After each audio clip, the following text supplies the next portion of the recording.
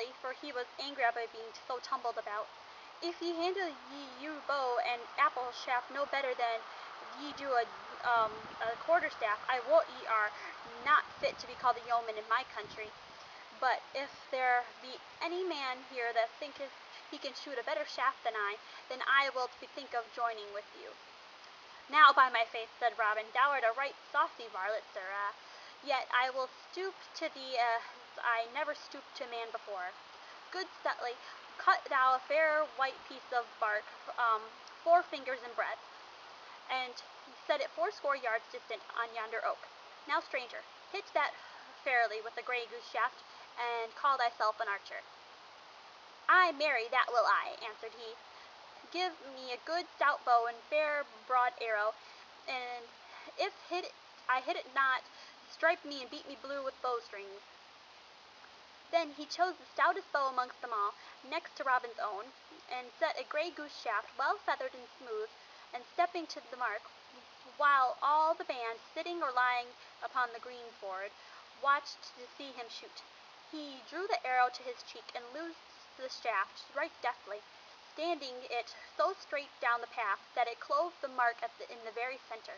Aha! cried he, better thou that if thou canst, while even the yeomen clapped their hands at so fair a shot. That is a keen shot indeed, quoth Robin. Mend it I cannot, but mar it I may, perhaps. Then, taking up his own good stout bow, and nocking it an arrow with care, he shot with his very greatest skill. Straight flew the arrow, so true that it lit fairly upon the stranger's shaft, and split it into splinters. Then all the yeomen leaped to their feet, and shouted for joy that their master had shot so well. Now, by the lusty yew bow of Saint Good Withold, cried the stranger, that is a shot indeed, and I never saw I the like in all my life before. Now truly I will be thy man henceforth, for I, Adam Bell, was a fair shot, but never shot he so. Then I have gained a good right man this day, quoth jolly Robin. And what name goest thou by, good fellow? Men call me John Little, whence I came, answered the stranger. Then Will Stuteley, who loved a good jest, spoke up. Nay, fair little stranger, said he, I like not thy name, and fain would I have it otherwise. Little art thou indeed, and small of bone. Therefore thou shalt be christened Little John, and I will be thy godfather. Then Robin Hood and all his band laughed aloud until the stranger began to grow angry. And if thou makest a jest of me, quoth he to Will Stuteley, thou wilt have sore bones and little pay, and in that in short season. Nay, good friend, said Robin, bottle thine anger, for the name fitteth thee well. Little John shalt thou be called henceforth, and Little John it shall be. So come, my merry men, and we will go to prepare a christening feast for this fair infant. So turning their backs upon the stream, they plunged into the forest once more, through which they traced their steps until they reached the spot where they dwelt in the depths of the woodland.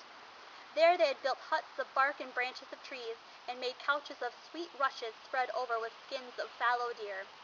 There stood a great oak tree with branches spreading broadly around, beneath which was a seat of green moss where Robin Hood was wont to sit at feast and at merrymaking with all his stout men about him. There they found the rest of the band, some of whom had come in with a brace of fat does. Then they all built great fires, and after a time roasted the does and broached a barrel of frothing ale. Then, when the feast was ready, they all sat down, but Robin Hood placed Little John at his right hand, for he was henceforth to be second in the band. Then, when the feast was done, Will Stuteley spoke up. It is now time, I think, to christen our bonny babe. It is not so, merry boys? Aye, aye, cried all, laughing until the woods echoed with their mirth. Then 7 sponsors shall we have, quoth Will Stuteley, and hunting among the band he chose the 7 stoutest men of them all. Now, by St. Dunstan, cried Little John, springing to his feet, more than one of you shall rue it the day you lay a finger upon me. But without a word they all ran upon him at once, seizing him by his legs and arms, and holding him tightly in spite of his struggles. And they bore him forth, while all stood around to see the sport. Then one came forward who had been chosen to play the priest because he had a bald crown, and in his hand he carried a brimming pot of ale. "Now who bringeth this babe?" he asked right soberly. "That do I," answered Will Stuteley. "And what name callest thou him?" "Little John I call him." "Now, Little John," quoth the mock priest, "thou hast not lived heretofore, but only got thee along through the world, but henceforth thou wilt live indeed.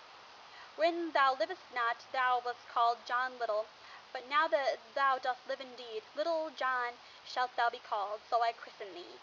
And at these last words he emptied the pot of ale upon Little John's head.